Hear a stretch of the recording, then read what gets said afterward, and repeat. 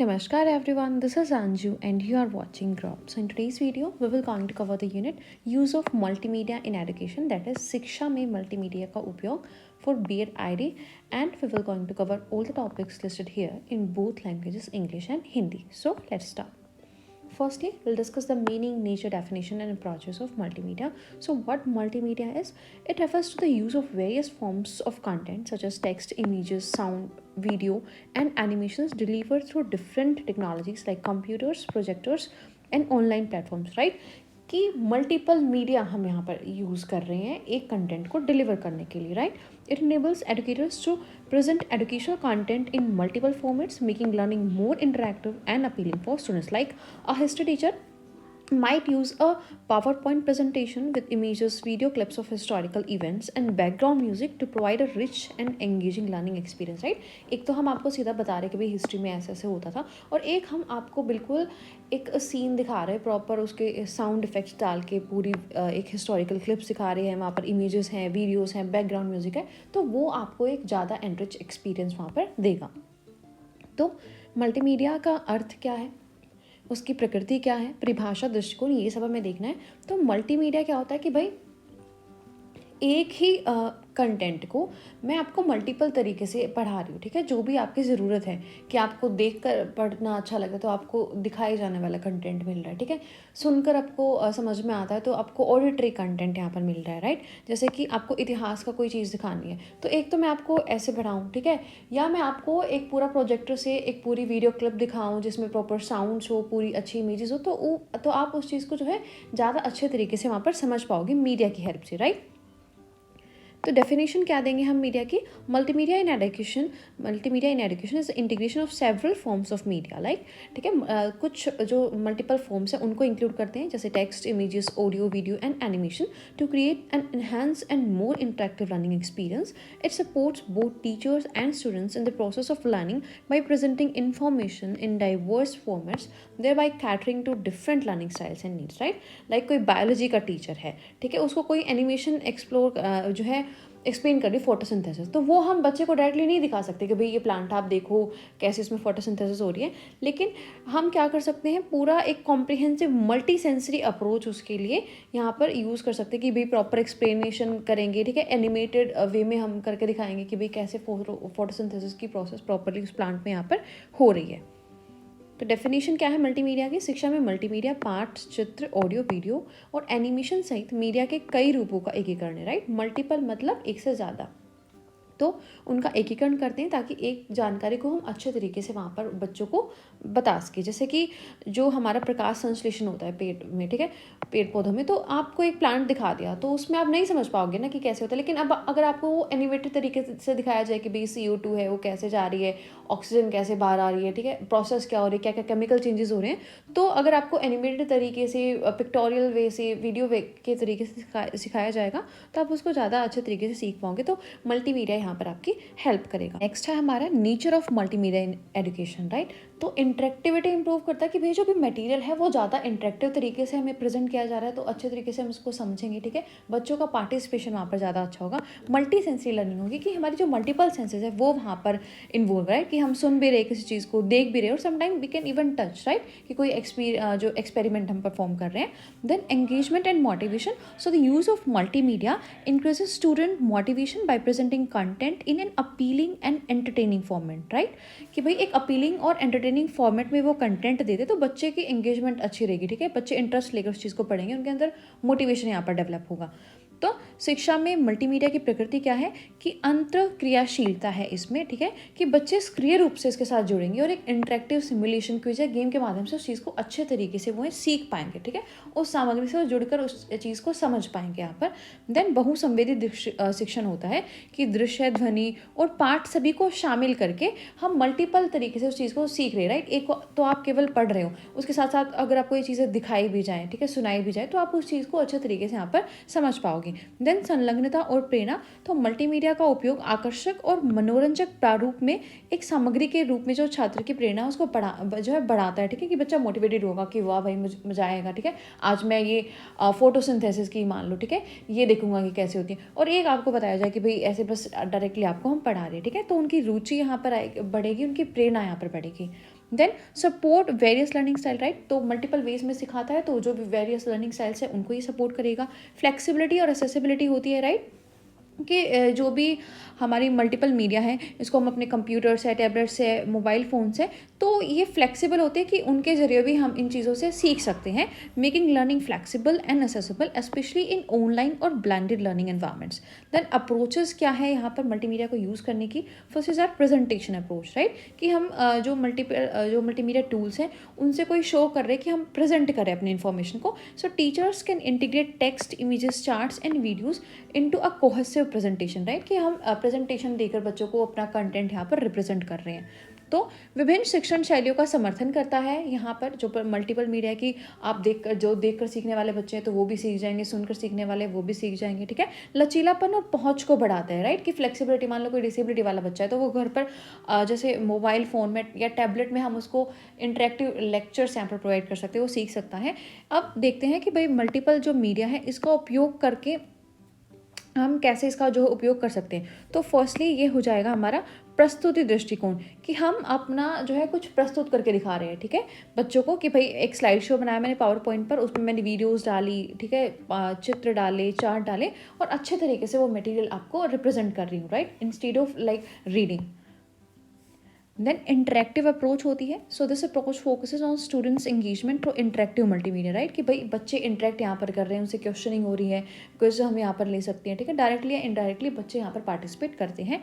Example हम इसका क्या लेंगे? Like an interactive map of the human body that lets students click on organ to see more about their functions, right, कि भाई एक जैसे हम इंटरेक्टिव मैप बना सकते हैं मेरी बॉडी का, कि भाई बच्चे जिस ऑर्गन पे टच करेंगे उनकी फंक्शनिंग क्या है, ठीक है, उस ऑर्गन के बारे में ज़्यादा डिटेल वो वहाँ पर प्रोवाइड करेंगे। Then multimedia based learning modules, right, so these are complete learning experiences designed with multimedia elements. They combine different media formats to create comprehensive educational resource.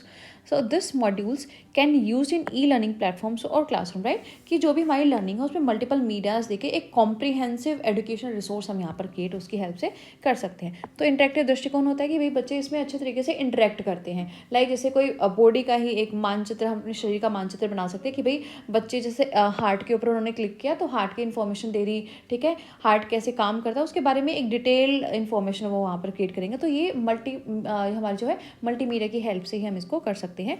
Then इस पर एक आधारित एक लर्निंग मॉड्यूल हम बना सकते हैं। तो ये मल्टीमीडिया तत्वों के साथ डिजाइन किए गए पूर्ण शिक्षण अनुभव है। वे एक व्यापक शैक्षिक संसाधन बनाने के लिए जो विभिन्न मीडिया प्रारूप हैं उनको जोड़ते हैं और एक अच्छा लर्निंग मॉड्यूल हम लर्निंग के लिए बच्चों की बना सकते हैं। Then collaborative multimedia approach, so this approach involves students working together on multimedia projects fostering collaboration and creativity, right, कि भाई उन प्रोजेक्ट्स में हम बच्चों को भी बोल सकते हैं कि भाई आपको कोलैबोरेट करना है, ग्रुप में कोई एक्टिविटी करनी है। So this might work in groups to create videos, podcast and websites which requires critical thinking and communication. Then flipped classroom approach. So in this model, multimedia resources such as videos and tutorials are used as primary source of learning outside the classroom, right? कि learning अपने classroom से बाहर भी हम चीज़ों को सीखते हैं, जो भी हमारी वीडियोस होती है, ट्यूटोरियल्स होती हैं, उनके माध्यम से। So in class time is then dedicated to discussion, problem solving and hands on activities, right, कि जैसे मैं आपको बोलूँ कि भाई मैं आपको क्लास में केवल डिस्कशन कराऊंगी, अब आपको ये पढ़ के आना है, ठीक है, एक वीडियो ट्यूटोरियल आपको भेज दिया जाएगा कि आप उसको पढ़ो, उसमें जो भी प्रॉब्लम्स है तो हम क्लास में वो डिस्कस करेंगे। तो ये होती है हमारी फ्लिप्ड क्लासरूम अप्रोच की, ठीक है, कि क्लासरूम जो ऑर्डिनरी क्लासरूम था उसको थोड़ा फ्लिप किया हमने कि आपकी रीडिंग बाहर होगी और डिस्कशन आपका क्लासरूम में यहाँ पर होना चाहिए। Then simulation and virtual reality approach, so this approach uses multimedia tools like simulations and virtual reality to immerse student in a subject matter, allowing them to interact with virtual environments that replicate real world situation, right? Virtually मतलब जैसे आपने देखा है कि भाई हम virtual technology की help से कहीं फील्ड ट्रिप भी कर सकते हैं, राइट, वर्चुअल जो म्यूजियम है उनमें ट्रिप्स कर सकते हैं। तो सिमुलेशन की हेल्प से क्या होगा, एक रियल वर्ल्ड का एक्सपीरियंस हम वहाँ पर अपनी क्लासरूम से ही ले सकते हैं। तो संयोगात्मक मल्टीपल मीडिया दृष्टिकोण होगा कि इससे जैसे हम बच्चों को बोल सकते हैं कि भाई आपको ग्रुप में काम करना है, कोई मल्टीमीडिया सॉफ्टवेयर है या हमने वेबसाइट बच्चों को बनाने सिखाई है तो वो यहाँ पर उनको बनाकर दिखानी है ग्रुप में। देन फ्लिप्ड क्लासरूम दृष्टिकोण, की फ्लिप्ड क्लासरूम दृष्टिकोण में ऐसा होता है कि भाई बच्चों को हम कोई ट्यूटोरियल दे देंगे, ऐसे मान लो मैंने आपको वीडियो दे दी, आपको बोला कि भाई वीडियो आपको देखकर आनी है कल क्लासरूम में, तो क्लासरूम में मैं आपको पढ़ाऊंगी नहीं, क्लासरूम में केवल डिस्कशन होगा, राइट, कि आपके क्या कन्फ्यूजन है, क्या आपके पॉइंट ऑफ व्यूज़ हैं। तो ये होता है हमारा फ्लिप्ड क्लासरूम दृष्टिकोण। Then simulation and virtual reality दृष्टिकोण, कि भाई आपको सिमुलेशन है वर्चुअल रियलिटी में कोई चीज़ें दिखाई जा रही है, राइट, जैसे आप 3D में मूवीज़ देखते हो, तो ऐसे ही मान लो आपको किसी म्यूज़ियम का ट्रिप कराना है, कोई भी फील्ड ट्रिप आपको करानी है, तो वो वर्चुअल रियलिटी की हेल्प से हम एक आपको रियल वर्ल्ड के जैसा एक्सपीरियंस यहाँ पर दे सकते हैं। देन नेक्स्ट है हमारा type of instructional aids, projected aids, projectors, radio etcetera, ठीक है, ये हमें डिस्कस करनी है। तो प्रोजेक्टेड एड्स क्या होती हैं? These are educational materials that are projected on a surface using light, making them visible to a large audience. These aids are especially effective in classrooms where the content needs to be displayed to a wide group of students simultaneously. Using photographic slides or transparencies, projecting them onto a screen for group viewing, ideal for displaying photographic images, illustrations, or charts, which are critical in visual subjects like biology, geography, और history, right? कि हम projector की help से basically यहाँ पर बच्चों को सिखा रहे हैं, ठीक है, एक बड़ी जो है सरफेस पे प्रोजेक्ट करके लाइट को, जब हमारी ऑडियंस यहाँ पर बहुत ज़्यादा होती है तब हम वहाँ पर सिखाते हैं. Content is visible to all students ensuring better understanding, supports visual learners by displaying images, videos and graphics, flexible to diverse content including text, images and multimedia, right. और इसमें हम अपनी मल्टीमीडिया, टेक्स्ट है, इमेजेस है, वो सारी चीज़ें यहाँ पर एड ऑन कर सकते हैं. तो प्रोजेक्टेड एड्स सबसे पहले हम डिस्कस करेंगे जो भी हमारी निर्देशात्मक सहायता के प्रकार हैं उनमें. तो प्रोजेक्टेड एड्स जो हैं शैक्षिक सामग्री है जिन्हें प्रकाश का उपयोग करके एक सतह पर प्रक्षेपित किया जाता है जिससे वे बड़े दर्शकों के लिए जो है दृश्यमान हो जाती है, राइट. कि हमने कहीं पर प्रोजेक्ट कर दिया है, ठीक है, वहाँ पर हम अपना पूरा जो भी कंटेंट है, वीडियोस हैं, जो हमने चित्र हैं, ठीक है, वो सारी चीज़ें दिखाकर बच्चों को हम पढ़ा रहे हैं, ठीक है. तो ये सहायताएं कक्षा में विशेष रूप से तब प्रभावी होती है जब एक छात्रों का बड़ा समूह है और उसे हमें पढ़ाना होता है, राइट. कि हम नॉर्मल बोर्ड पर नहीं पढ़ा सकते, हमें एक लार्ज ऑडियंस है उसको ये सारी चीज़ें शो यहाँ पर करनी है. तो फोटोग्राफिक चित्रण या चार्ट प्रदर्शित करने के लिए आदर्श, जैसे कि कोई जीव विज्ञान का चैप्टर है, भूगोल है या इतिहास है, तो ऐसे कोई भी विषय हम यहाँ पर उस पर पढ़ा सकते हैं. तो सामग्री जो है सभी छात्रों को दिखाई देती है जिससे उनकी बेहतर समझ यहाँ पर सुनिश्चित होती है. और चित्र, वीडियो और ग्राफिक्स प्रदर्शित करके जो दृश्य शिक्षार्थी है उनका भी यहाँ पर समर्थन होता है. और पाठ चित्र और मल्टीमीडिया सहित विविध सामग्री यहाँ पर हम उसमें यूज कर सकते हैं. देन हमारा projectors. So projector displays content from a computer और media device onto a larger screen और wall, making them versatile tools in modern classrooms, right. अब प्रोजेक्टर्स में क्या होगा, जो भी हमारा कंटेंट है कि हम कंप्यूटर पर कोई पावर पॉइंट प्रेजेंटेशन यहाँ पर बना के लाए हैं और वो यहाँ पर हम जो है प्रोजेक्ट कर रहे हैं किसी लार्ज स्क्रीन पे.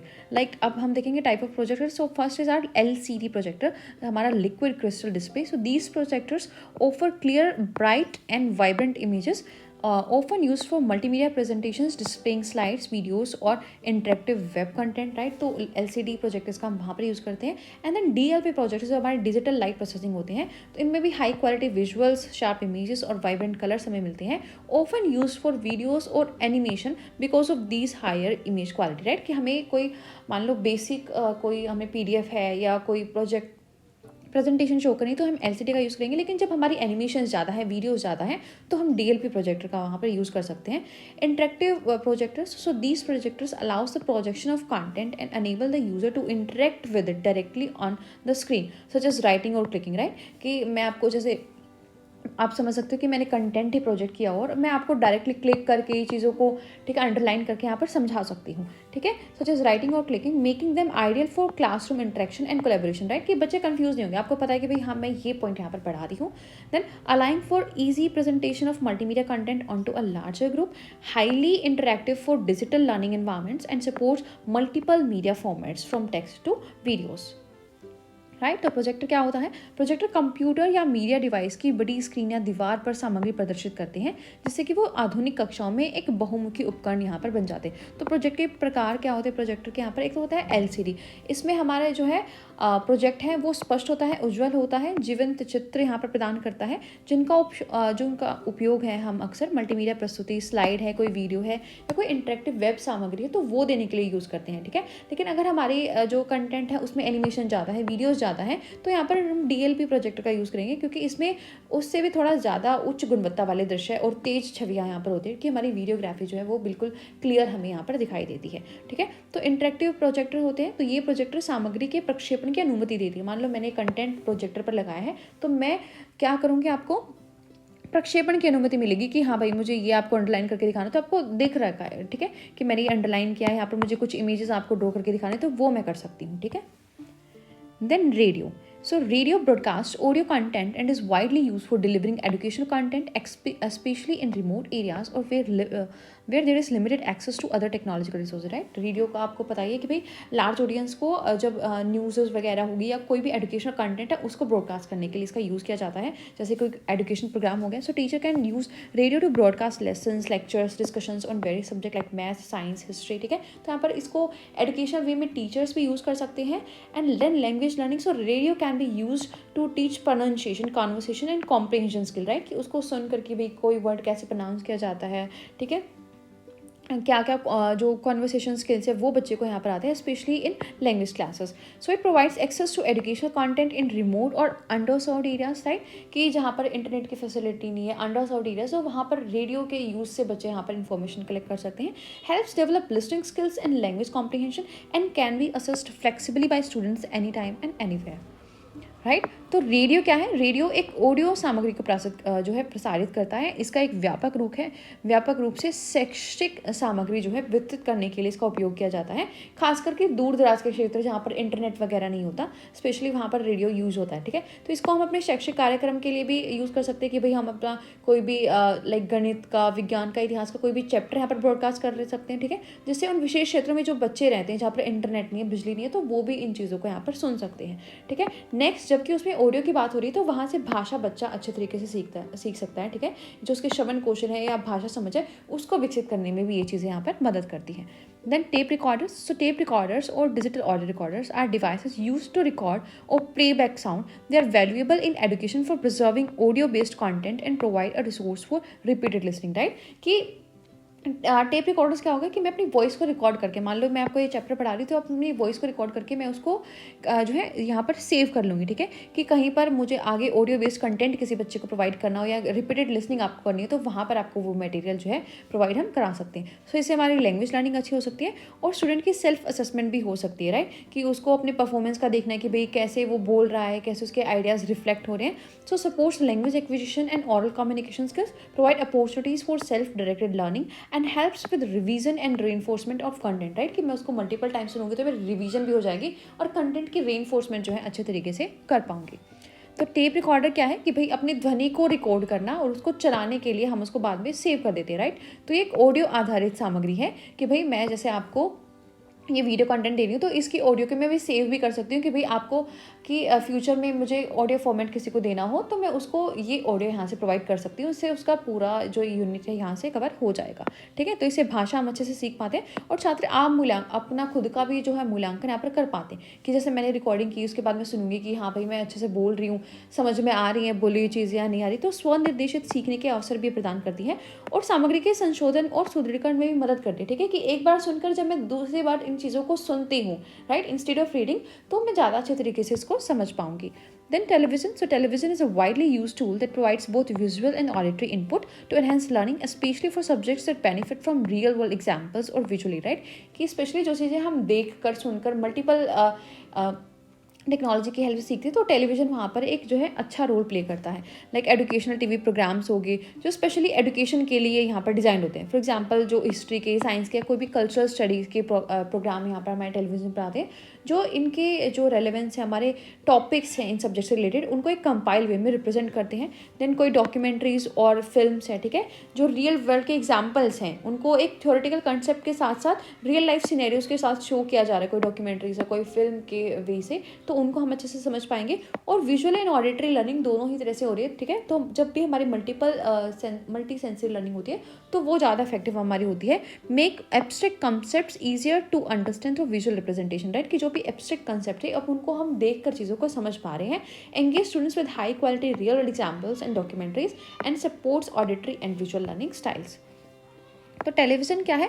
टेलीविज़न एक व्यापक रूप से इस्तेमाल किए जाने वाला उपकरण है जो सीखने को बढ़ाने के लिए दृश्य और श्रवण दोनों के लिए ही इनपुट यहाँ पर प्रदान करता है, राइट, कि हम देख भी सकते हैं और सुन भी सकते हैं। जिसमें कोई शैक्षिक टीवी कार्यक्रम भी यहाँ पर लगा सकते हैं कि इस सब्जेक्ट से रिलेटेड यहाँ पर कंटेंट डिलीवर किया जा रहा है, या वृत्त चित्र और फिल्म, ठीक है, कि कोई भी डॉक्यूमेंट्री है वो हमें दिखानी है तो उसको मूवी के माध्यम से हम शो कर सकते हैं, ठीक है, कि कैसे इवोल्यूशन हुआ, ह्यूमन का इवोल्यूशन हुआ, ठीक है। जैसे आपको महाभारत है, ये रामायण है, ये चीज़ें जो हमारा इतिहास है वो आपको दिखाया जा रहा है, राइट। देन दृश्य और श्रवण सीखना, कि हम देखकर और सुनकर दोनों ही सेंसेस यहाँ पर सीख रहे हैं। तो दृश्य प्रतिनिधित्व के माध्यम से जो भी अमूर्त अवधारणाएं हैं, ठीक है, जो हमने कभी देखी नहीं है, केवल सुना है उनके बारे में, केवल इमेजिन हम कर सकते हैं, तो उनको आसानी से समझ पाते हैं। उच्च गुणवत्ता वाले जो वास्तविक दुनिया के उदाहरण हैं और वृत्त चित्रों के साथ उसको हम जोड़कर यहाँ पर सीख सकते हैं। देन फिल्म्स हो गया, तो films can bring abstract ideas, complex theories और historical events into life, creating an immersive learning experience, right. Same as television, जैसे टेलीविजन देखते थे हम कि विजुअल और ऑडिटरी दोनों टाइप का कंटेंट हमें मिल रहा है, तो मूवीज़ में भी कोई भी आइडियाज़ है, कोई भी कॉम्प्लेक्स थ्योरीज है, वो हमें समझा सकते हैं। लाइक हिस्टोरिकल और साइंटिफिक फिल्म्स हमें दिखा सकते हैं कि ठीक है, किसी भी साइंटिफिक या हिस्टोरिकल फेनोमेना को कि भाई ये कैसे हुआ था, उसकी रियल वर्ल्ड कॉन्टेक्स्ट में हमें सिखा सकते हैं। And then film based on literature, right. So films can bring literacy works to life, providing students with a deeper understanding of the characters, setting and themes of material they are studying, right. कि उसको उनका जो literature है उसकी understanding को deep करने के लिए भी हम यहाँ पर फिल्म्स का यूज़ कर सकते हैं। And then animated films, so these can simplify complex scientific processes और social issues, making them more accessible and engaging to younger students. तो फिल्में क्या है, फिल्में अमूर्त विचारों, जो जटिल सिद्धांत, लाइक कोई ऐतिहासिक घटना है, तो इन पे एक गहन शिक्षण अनुभव हमें करता है। जैसे हम टेलीविजन पर देखते थे, तो यहाँ पर भी हम देख कर सुनकर उन चीज़ों को अच्छे से समझ पाते हैं। कोई भी ऐतिहासिक या वैज्ञानिक जो चीज़ें थी वो हमें यहाँ पर दिखाई जा सकती है कि भाई कैसे ये चीज़ें हुई थी, ठीक है। साहित्य पर आधारित कोई भी काल्पनिक फिल्में यहाँ पर दिखाई जा सकती हैं, जिससे हमारी जो साहित्य की समझ है वो अच्छी हो जाएगी। और जो एनिमेटेड फिल्में हैं, ये भी हमारी कोई भी वैज्ञानिक प्रक्रिया है, कोई सामाजिक मुद्दे हैं, उनको सरल बना सकती है, जिससे जो बच्चे इसके साथ जुड़े हैं वो उसको जो भी सामग्री है वो उनके लिए काफ़ी सुलभ और आकर्षक यहाँ पर बन पाती है, right? Then computers. So computers are essential in modern education, supporting interactive learning, research, content creation and access to global resources. इसमें हम रिसर्च कर सकते हैं, इंटरनेट के जरिए एक्सप्लोर कर सकते हैं, मल्टीमीडिया लर्निंग कर सकते हैं कि हमें क्विज करनी है कोई, ठीक है, कोई मटेरियल हमें ऑडियो फॉर्मेट में चाहिए, वीडियो हमें किसी चीज़ की देखनी है। एंड देन एजुकेशनल सॉफ्टवेयर हो गया, लाइक हमारी लैंग्वेज का, आर्ट का, साइंस का, तो उनके जरिए भी हम अपनी लर्निंग को यहाँ पर कंप्यूटर की हेल्प से जो है इनहेंस कर सकते हैं। तो कंप्यूटर्स क्या है, आधुनिक शिक्षा में कंप्यूटर आवश्यक है, जो इंटरेक्टिव शिक्षण, शोध शिक्षण सामग्री और वैश्विक संसाधनों तक जो है हमारी पहुंच को समर्थन करते हैं। इसमें शोध और अन्वेषण, राइट, कि कैसे किसी चीज़ का शोध करना है, अन्वेषण करना है, रिसर्च करनी है, तो वो सब हम कंप्यूटर से कर सकते हैं, राइट। मल्टीपल जो रिसोर्सेज हैं वो उनका यूज़ हम यहाँ पर अपने कंप्यूटर में कर सकते हैं। मल्टीमीडिया लर्निंग कर सकते हैं कि हमें किसी चीज़ को ऑडियो फॉर्मेट में देखना है, वीडियो फॉर्मेट में देखना है, या हमें कोई क्विज यहाँ पर अपनी लेनी है। देन शैक्षणिक सॉफ्टवेयर की, जहाँ पर गणित की, भाषा, कला की, विज्ञान की, किसी भी विषय के लिए जो सॉफ्टवेयर होते हैं कि एक विस्तृत श्रृंखला उसकी उपलब्ध है, तो वहाँ से हम अपने कोई भी सब्जेक्ट है उसकी इन्फॉर्मेशन भी वहाँ से ले सकते हैं। Then whiteboard. So a whiteboard is smooth, erasable surface used by teachers to write or draw content during lessons, right? कि जैसे हमारा whiteboard होता है कि भाई वहाँ से हम इरेज कर सकते हैं, और इंटरेक्टिव टीचिंग होती है जो हमारे ऑर्डिनरी क्लासरूम में, वहाँ पर हम उसको यूज़ कर सकते हैं। सो इंटरेक्टिव टीचिंग होती है कि भाई टीचर को जो भी कुछ चीज़ें समझानी होती है तो वहाँ पर वो ड्रॉ कर सकता है।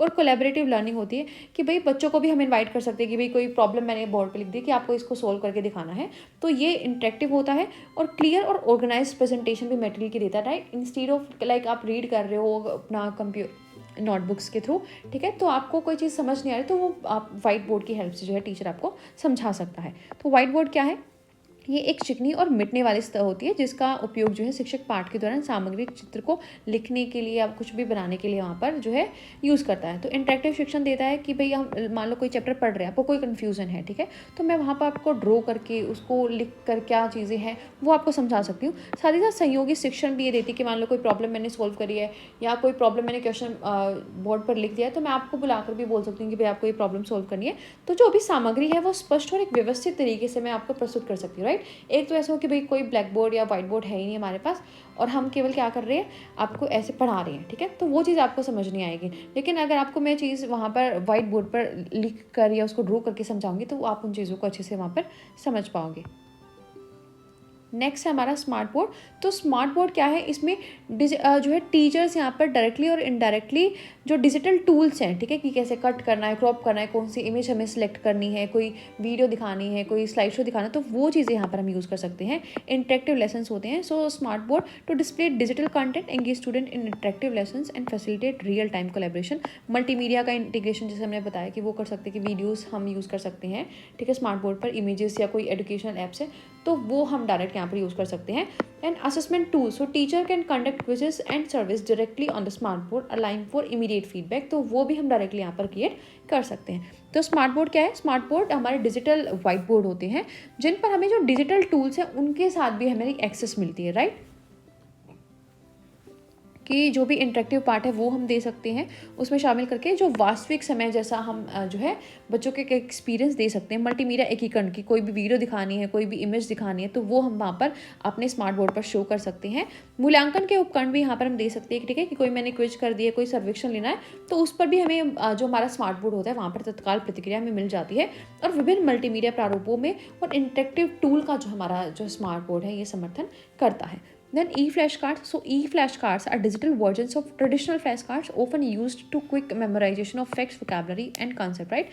इन्हीं का जो डिजिटल वर्जन है वो है हमारा e-flashcards। ये हमें लैंग्वेज लर्निंग में काफ़ी हेल्प करती है। So flashcards with words and images can help student learn vocabulary, pronunciation and grammatical rules in a foreign language, right? तो उनको हम लर्न कर सकते हैं और मैथ्स और साइंस के लिए भी यूज़ कर सकते हैं, जैसे कि नंबर्स और इक्वेशन या फॉर्मूलाज या कोई भी साइंटिफिक टर्म्स है बच्चों को सिखाने के लिए। इंटरेक्टिव होते हैं, एंगेजिंग मेथड होता है बच्चों में नॉलेज को रेनफोर्स करने का, फ्लेक्सिबल होते हैं, इजी टू अडेप्ट होते हैं, राइट। दैन हमारी ई फ्लैश कार्ड, तो ये भी हमारा जो पारंपरिक फ्लैश कार्ड थे उनका एक डिजिटल रूप में जो है कन्वर्ट कर दिया गया है। इससे हम भाषा सीख सकते हैं कि इन पे जो शब्द होते हैं, ठीक है, कोई इमेजेस होते हैं, तो उनको हम सीख सकते हैं कि कोई भी विदेशी भाषा, कि भाई विदेशी भाषा में इस चीज़ को क्या बोलते हैं। देन गणित और विज्ञान के कोई फॉर्मूले हैं, कोई समीकरण है, ठीक है, कोई सूत्र है, तो वो भी हम जो ई फ्लैश कार्ड्स हैं इनकी हेल्प से सीख सकते हैं। Then are educational toys, so educational toys are design to help children learn and develop important cognitive, motor and social skills to play, ठीक है। Building in construction toy, these toy, ठीक है, किसी चीज़ को आपने देखा ना कि भाई कोई बिल्ड करने के लिए, कंस्ट्रक्शन के लिए जो बच्चों के टॉयज आते हैं, ठीक है, these help develop spatial reasoning और creativity especially in subjects like engineering, physics, math, ठीक है, जैसे कि पजल्स होगी, प्रॉब्लम सॉल्विंग जो स्किल्स है वो बच्चों की डेवलप करती है, लॉजिकल थिंकिंग को डेवलप करती है। स्टेम टॉयज हो गए, जैसे kids related to science, technology, engineering, math, encourages hands on learning and experimentation, right, कि भाई ऐसे किट्स होती है कि बच्चों को टेक्नोलॉजी की या इंजीनियरिंग की कोई चीज़ें उनमें एक्सपेरिमेंटेशन के लिए वो मटेरियल यहाँ पर प्रोवाइड करते हैं कि बच्चे खुद करके उन चीज़ों को सीख सकते हैं। Engages children in active hands on learning, उनका जो कॉग्निटिव और मोटर स्किल्स है वो अच्छे डेवलप होते हैं, और क्रिएटिविटी, प्रॉब्लम सॉल्विंग और जो क्रिएटिव थिंकिंग है वो बच्चों के यहाँ पर डेवलप होती है। शैक्षिक जो खिलौने होते हैं, राइट, कि बच्चों के शिक्षा के हम खिलौनों के रूप से यहाँ पर उनको सिखा रहे हैं। तो जैसे बिल्डिंग और कंस्ट्रक्शन वाले खिलौने, जैसे आपने देखा ना कि छोटे छोटे बॉक्सेस आते हैं, उनको कंस्ट्रक्ट करके बच्चे कुछ कुछ बिल्डिंग्स बनाते हैं, ठीक है, या कोई समस्या समाधान है उसको सोल्व करते हैं, तो इनकी तार्किक सोच को प्रोत्साहित करती है। देन स्टीम जो खिलौने होते हैं, ठीक है, साइंस, टेक्नोलॉजी, इंजीनियरिंग, मैथमेटिक्स के जो होते हैं बेसिकली, ठीक है, तो वो इनमें जो भी सीखने का जो व्यवहारिक सीखने की किट है वो होती है कि भाई बच्चे यहाँ पर एक्सपेरिमेंट करके अपने हाथों से चीज़ों को सीख सकते हैं। देन नेक्स्ट है हमारा advantages, limitations and challenges of using multimedia in education, right. तो इनके एडवांटेजेस क्या है कि भाई जो स्टूडेंट की एंगेजमेंट है, मोटिवेशन है, वो अच्छी होती है, कि भाई बच्चों को मज़ा आता है सीखने में अच्छे तरीके से, वो बोर नहीं होते हैं, ठीक है। वेरिड लर्निंग स्टाइल्स को ये जो है सपोर्ट करता है कि भाई जो अलग अलग सीखने के स्टाइल है बच्चों की, कि भाई देख कर किसी को अच्छे से समझ में आता है, किसी को एक्सपेरिमेंट करके अच्छे से समझ में आता है, किसी को सुन के आता है, तो वो सब यहाँ पर प्रोवाइड होता है। Improve knowledge retention and recall, right, कि एक तो हम किसी चीज़ को पढ़ रहे हैं और एक उसको मल्टी सेंसरी लर्निंग अगर हमारी हो रही है तो हमारी रिटेंशन और रिकॉलिंग यहाँ पर जो है बढ़ जाती है। नेक्स्ट हमें देखना है कि शिक्षा में मल्टीमीडिया के क्या क्या उपयोग हैं, क्या लाभ हैं, सीमाएं हैं, क्या चुनौतियां हैं, राइट। तो इसके लाभ क्या है कि जो छात्र की संलग्नता है और प्रेरणा है उसमें वृद्धि मिलती है, क्योंकि बच्चा बोर नहीं होता, उसको मज़ा आता है इन सभी चीज़ों में, राइट, वो पढ़ने में इंटरेस्ट लेता है तो अच्छे तरीके से उसको समझ पाएगा। विभिन्न शैक्षणिक शैलियों का समर्थन करता है कि भाई जैसे कुछ बच्चे हैं जिनको देख कर चीज़ें समझ में आती है, कुछ को सुनकर, कुछ को पढ़कर, तो सभी तरीके से जब हम कंटेंट दे रहे हैं तो सभी बच्चे की ज़रूरतें पूरी हो रही है, ठीक है। जो भी विभिन्न शिक्षण शैलियाँ हैं उनको समर्थित करता है। देन हमारा सुधारित ज्ञान प्रतिधारण और स्मरण शक्ति इंद्रियों को ये शामिल करता है, राइट, कि हमारे स्मरण करने की उस ज्ञान को जो भी हमने मल्टीमीडिया के माध्यम से सीखा है उसको हम रिकॉल कर पाते हैं, ठीक है। आप अज्यूम करो कि आपने एक किसी सब्जेक्ट के ऊपर मूवी देखी है और एक आपने कोई चैप्टर यहाँ पर पढ़ा है, राइट, तो आप उस मूवी को ज़्यादा ईजिली यहाँ पर याद कर पाओगे, ठीक है, जो आपको एक वीडियोग्राफी के तरीके से आपको समझाया गया है। Then facilitate complex concept understanding, की कोई भी कॉम्प्लेक्स कंसेप्ट है उसको हम ऑडियो वीडियो एनिमेशंस बना के अच्छे तरीके से एक ईजी वे में, ठीक है, बच्चे को सिखा सकते हैं। Encourages self paced and individualised learning, ठीक है, कि बच्चे को पास खुद को अपॉर्चुनिटीज है कि कोई भी वीडियोस को पोज करके वो देख सकता है, उसको रिवाइंड कर सकता है, ठीक है, उस लेसन को रिपीट कर सकता है, उसको समझ में नहीं आए तो वो अपनी जो भी सेल्फ पेस है अपनी गति के अकॉर्डिंग उस चीज़ को सीख सकता है। Promotes collaboration and communication, right, कि हम मल्टीमीडिया की हेल्प से बच्चों को जो है प्रोजेक्ट्स करने के लिए, आइडियाज़ को शेयर करने के लिए ऐसे भी जो है प्लेटफॉर्म्स यहाँ पर होते हैं कि हम उनको अलाउ करते हैं कि भाई कोई भी एक प्रोजेक्ट बनाया है और पूरे ग्रुप के बच्चे उसको एडिट करके एक अच्छी प्रेजेंटेशन यहाँ पर क्रिएट कर सकते हैं। तो कोलैबोरेशन और कम्युनिकेशन को भी जो हमारी मल्टीमीडिया प्रेजेंटेशन है वो एनकरेज करती है।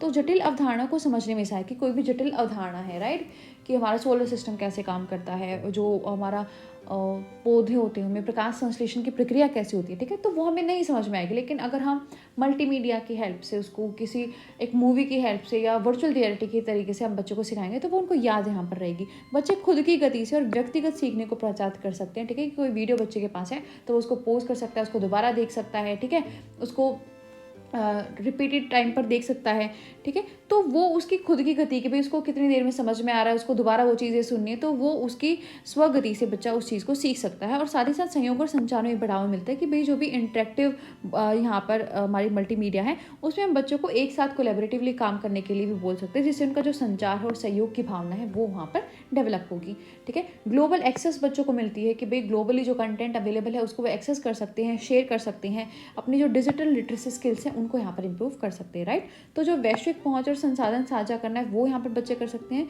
उनकी जो डिजिटल साक्षरता कौशल है उसमें यहाँ पर सुधार होता है। देन लिमिटेशंस क्या होंगी कि भाई high initial and maintenance cost है कि भाई हमें कंप्यूटर्स लाने हैं, प्रोजेक्टर्स लाने हैं, ठीक है, डिफरेंट जो टेक्नोलॉजी है, मान लो फ्लैश कार्ड्स है, हमें वो इन्वॉल्व करने, तो इनकी जो कॉस्ट है वो बहुत ज़्यादा हाई जाती है।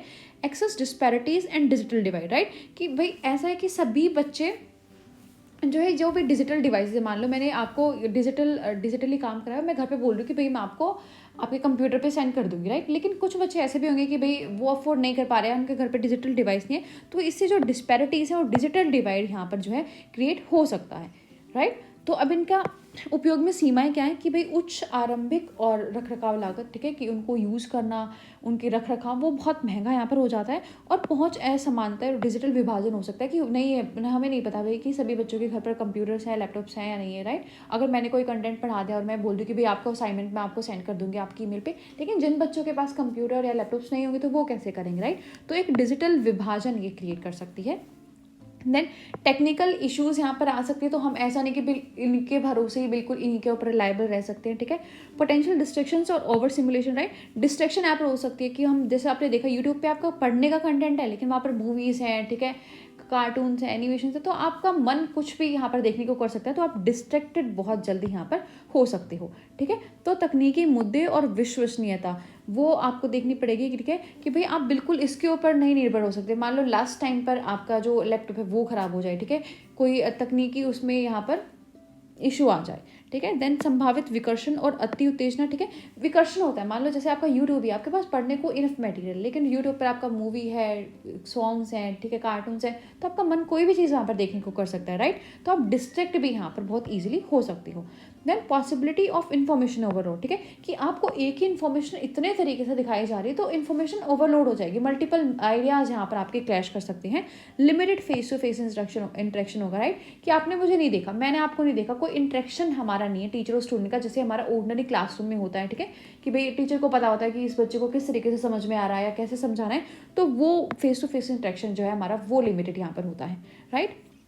तो सूचना का अत्यधिक उपयोग यहाँ पर हो सकता है, ठीक है, कि भाई एक ही सूचना है, ठीक है, आपने मान लो ये यूनिट है, ये इतने रिसोर्सेज से आपने कलेक्ट करी है कि आप खुद ही कंफ्यूज हो जाओगे कि भाई किस पॉइंट में आपको क्या लिख कर आना है, राइट। देन सीमित आमने सामने की बातचीत होती है कि आपने मुझे नहीं देखा, मैंने आपको कभी नहीं देखा, तो जैसे ऑर्डिनरी क्लासरूम में होता है कि भाई टीचर को पता होता है कि भाई ये बच्चा ऐसे सीखता है, ठीक है, उनके साथ जो उनकी बॉन्डिंग होती है टीचर स्टूडेंट की, तो वो हम ऑनलाइन जो हमारी लर्निंग है उसमें, डिजिटल लर्निंग में मल्टीमीडिया के यूज़ से वो नहीं क्रिएट यहाँ पर कर सकते, right.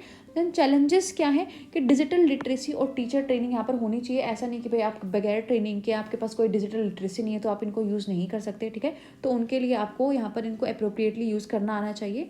Then adapting curriculum and learning outcome, इसके साथ साथ आपको जो क्यूरिकुलम है उसके अकॉर्डिंगली अपनी जो मीडिया है उसको अडेप्ट करना होगा, राइट, क्योंकि आपको क्यूरिकुलम को ही यहाँ पर एनरिच करना है मीडिया के यूज से। तो अब इसमें चुनौतियाँ क्या है कि भाई डिजिटल साक्षरता और शिक्षक प्रशिक्षण यहाँ पर होना चाहिए। ऐसा नहीं कि भाई शिक्षक को आता ही नहीं तो कैसे सिखाएगा, राइट, डिजिटल साक्षरता उसके पास होनी चाहिए। देन पाठ्यक्रम और सीखने के परिणामों के अनुकूलित होनी चाहिए, राइट, कि हमें क्या बच्चों को सिखाना है, क्या उनके पाठ्यक्रम में, तो उसी चीज़ का हमारे पास जो है डिजिटली सारा कंटेंट यहाँ पर अवेलेबल होना चाहिए। Ensuring cyber security and data privacy, right, तो आपको लिटरेसी अच्छी होनी चाहिए डिजिटल, ताकि आपके जो है साइबर सिक्योरिटी और जो डेटा प्राइवेसी उनको आप अच्छी तरीके से यहाँ पर टैकल कर पाओ, ठीक है। कोई भी मतलब डेटा है वो आपका फेलियर ना हो, आपकी प्राइवेसी आपकी जो है बनी रहे। Then balancing multimedia with traditional methods, ठीक है, कि जो मल्टीमीडिया का हम यूज़ कर रहे हैं तो उसको एक बैलेंस करना अपने ट्रेडिशनल तरीके से, जैसे हम पढ़ा रहे थे, राइट, कि भाई आपका ये चैप्टर है, इसमें से ये टॉपिक्स आपको हमें मीडिया की हेल्प से सिखाने हैं, ये टॉपिक्स है जो हम खुद इंटरेक्ट करके ज़्यादा अच्छे तरीके से सीख सकते हैं, तो उनके बीच में जो बैलेंस बनाना है उसमें यहाँ पर जो है दिक्कत आ सकती है। तो साइबर सुरक्षा और डेटा गोपनीयता को सुनिश्चित करना यहाँ पर जो है काफ़ी ज़्यादा चैलेंजिंग हो सकता है, ठीक है। इसके लिए आपको जो है जो भी साइबर सुरक्षा है उसके क्या क्या रूल्स हैं, ठीक है, आपको टेक्नोलॉजी की अच्छी नॉलेज यहाँ पर होनी चाहिए। और फिर पारंपरिक तरीकों के साथ मल्टीमीडिया का संतुलन कैसे करना है, राइट। अब आप ऐसे तो है नहीं कि भाई आप केवल डिजिटल ऐसे बोलो कि आपको मल्टीमीडिया से ही सब कुछ पढ़ाया जाएगा। कुछ चीज़ें ऐसी होती है कि जो अपना जो पारंपरिक तरीका से उससे हम अच्छे तरीके से सिखा सकते हैं, तो उन दोनों के बीच में बैलेंस लेकर हमें चलना है, तो वो यहाँ पर मुश्किल हो सकता है। देन नेक्स्ट है हमारा रीसेंट ट्रेंड्स इन मल्टीमीडिया, जो भी हमारा ऑगमेंटेड रियलिटी है या वर्चुअल रियलिटी है, ठीक है, कि हम अपने कंटेंट को 3D मॉडल्स की हेल्प से बच्चों को अच्छे तरीके से यहाँ पर सिखा रहे हैं, राइट। तो रीसेंट ट्रेंड मल्टीमीडिया का यही है कि वर्चुअल रियलिटी के तरीके का यूज़ करके मैं आपको कोई भी फील्ड ट्रिप करा सकती हूँ, ठीक है, कोई ऑनलाइन म्यूजियम दिखा सकती हूँ, हमारी जो बॉडी की एनाटॉमी है वो आपको अच्छे तरीके से सिखा सकते हैं। तो मल्टीमीडिया के हाल के रुझान क्या है कि अब जो है हमारी संवर्धित वास्तविकता और एक आभासिक वास्तविकता, राइट, कि वो वास्तविकता की जैसे ही हम आभास करके उस चीज़ को सीख सकते हैं। जैसे आप 3D में मूवीज़ देखते हो, राइट, तो वो आपको रियल फील होती है, तो उसमें आपको आपके शरीर का कोई 3D मॉडल देखना है, आपको इतिहास में कोई चीज़ हुई थी, प्राचीन सभ्यताएं देखनी है, तो वो हम यूज़ करके उन चीज़ों को आप देख सकते हैं। Then artificial intelligence, machine learning और मल्टीमीडिया है, उनका हम यहाँ पर यूज़ कर सकते हैं किसी डाटा को एनालाइज करने के लिए, कंटेंट क्रिएट करने के लिए, राइट। अपने कंटेंट के लिए अपना कोई इंडिविजुअल लर्निंग पैटर्न देखना है तो उसके लिए हम यूज़ कर सकते हैं AI को। AI tools like chatbots and virtual tutors provide on-demand assistance, helping students learn independently outside the class, right, कि outside the class बच्चे के जो भी इश्यूज है वो उनको अपने जो AI टूल्स हैं इनकी हेल्प से जो है वो जो है क्लियर कर सकते हैं। Then interactive and adaptive learning content, right, so जैसे कि सिमुलेशंस हैं, क्विजेस हैं, गेमिफाइड एलिमेंट्स हैं, तो ये हम जो है इंटरेक्टिव और अडेप्टिव अपने कंटेंट को बना सकते हैं AI की हेल्प से।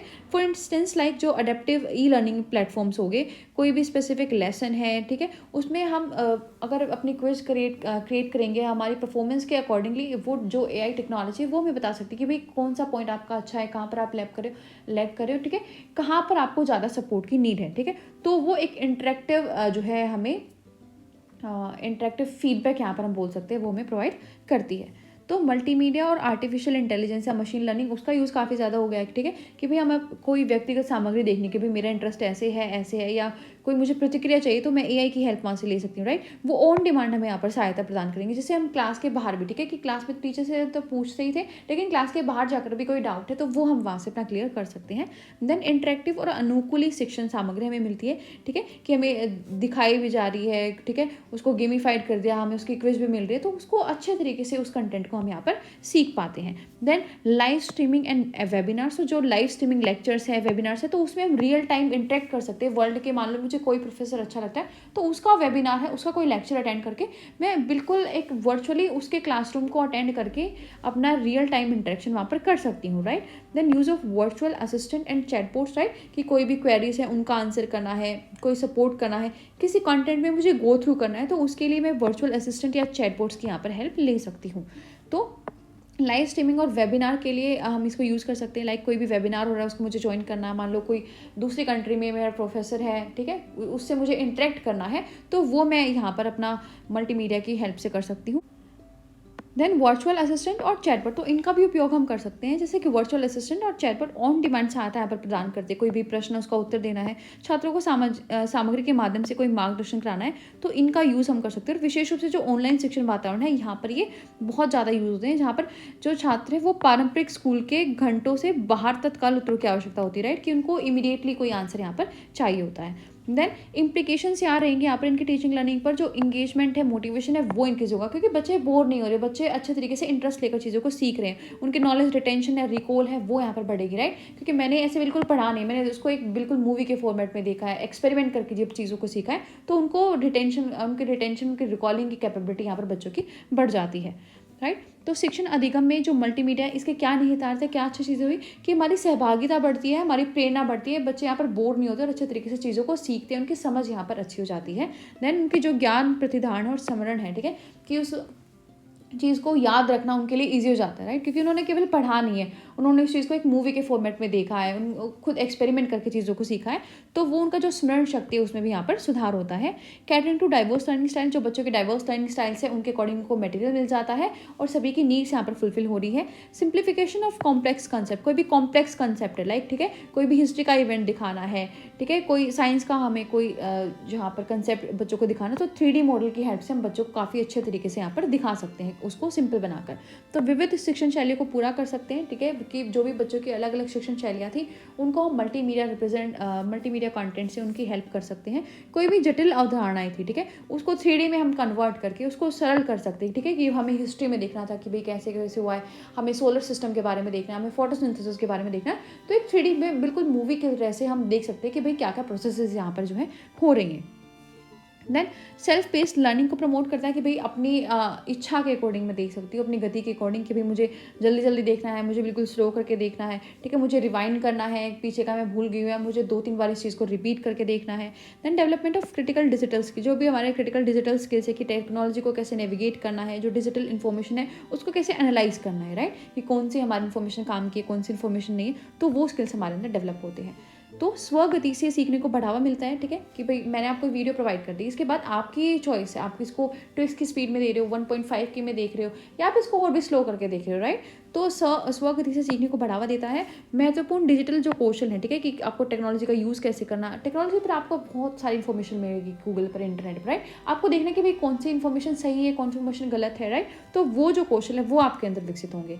Then facilitation of inclusive and special education, right, inclusivity को प्रमोट करता है, क्लास में सभी बच्चों को एक समान शिक्षा मिल रही है, ठीक है, उनको जो भी डिजायर्ड उनका वे था लर्निंग मटेरियल उस तरीके से उनको प्रोवाइड हो रहा है। और स्पेशल एजुकेशन में भी जो भी हमारे सॉफ्टवेयर है, टेक्नोलॉजी है, तो वहाँ पर भी उनकी बच्चों की यहाँ पर हेल्प हो रही है।